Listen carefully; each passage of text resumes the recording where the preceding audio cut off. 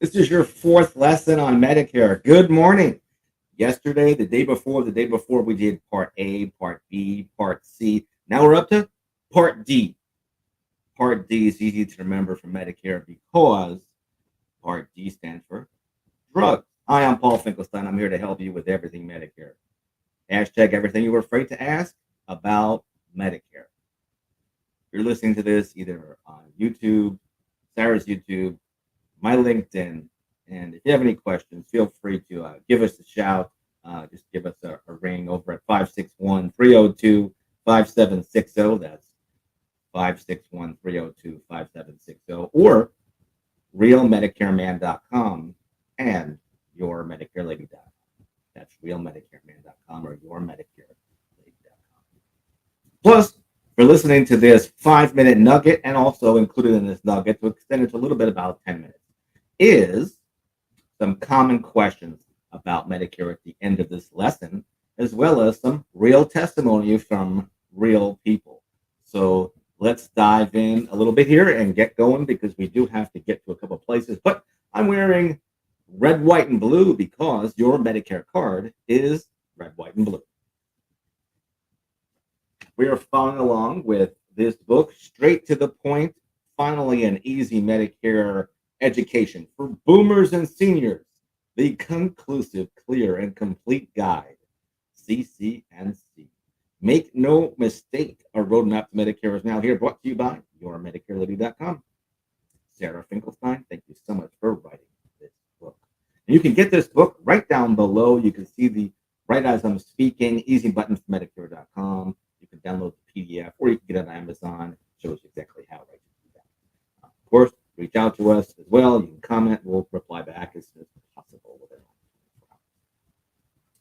Part D in Sarah's book here on page 7 of chapter 4. What does Sarah say? Well, it is a prescription drug plan with 5 tier levels. There are 5 tier levels in Part D. You can fill your prescriptions under a standalone Part D drug plan. So if you go with original Medicare or with a Medicare Advantage plan, Part C. The standalone drug plan, they have monthly premiums. Some have deductibles and copays. They have a formulary list, a buzzword in Medicare land. Formularies for those 5 tiers. A list of medications that it covers, regardless of which way you get the medications, whether through a standalone Part D drug plan or within a Medicare Advantage plan or Part C, there's copays attached to all the 5 tiers of drugs. So some copays may be small, as much as $0 to $2. For some tiers, 1 and 2, you should be able to do a 90-day mail order and a few dollars. But tier 1, let's see, tier 1, preferred generics. This is the most inexpensive, commonly prescribed. Copays can be as little as $1. Not bad, right? But tier 2 of the drug plan, generics. Tier 3 is the preferred brand. Brand name drugs that don't have an equivalent generic. Tier 4 of Part D is non-preferred drugs, higher priced brand name drugs. Tier 5 are specialty drugs, which are the most expensive drugs, such as cancer treatment and multiple sclerosis drugs. What exactly is the donut hole? This applies to Part D plans, whether it's a standalone drug plan or within a Medicare Advantage plan. The donut hole is known as a coverage gap. A coverage gap. This gap begins after you and your drug plan have spent a certain amount of covered prescription drugs. So, this book needs to be updated a little bit, but maybe the numbers will be a little bit higher, perhaps. But in 2022, that figure is 4,430. What happens when you're in the donut hole is that you encounter higher copays towards your medications. Simple as that. So this $4,430 changes from year to year. So now we're in 2024. So call Sarah for the updated donut hole arrangements at 561-302-5760. If you should reach 7,050, you are officially out of the donut hole and it in what is called a catastrophic coverage, which means you have a small copay on your medications until year end. Special changes for sure happening in 2024. You'll want to get with Sarah Finkelstein as well, or yourmedicarelady.com. Please note that standalone Part D plans and Medicare Advantage plans, Part C, change from year to year, and it's wise to check your plan annually and make sure that it's a good fit for you. Of course, there's more in Chapter 5 and Chapter 6. We've reached the 5-minute mark. I don't want to make this too long because there are lots of information about Medicare. There's even 16 chapters in this very thin book. And there are other books that make it even more confusing. So let's try to make it as simple as possible. Let's go over some most commonly asked questions. So let's put that question up on the screen. The most commonly asked questions about Medicare. All right. What is a scope of appointment form that I keep hearing about? What is this scope of appointment form? This form is a CMS requirement for Medicare Advantage plans and Part D drug plans. You must sign this form so that your agent can share plans with you.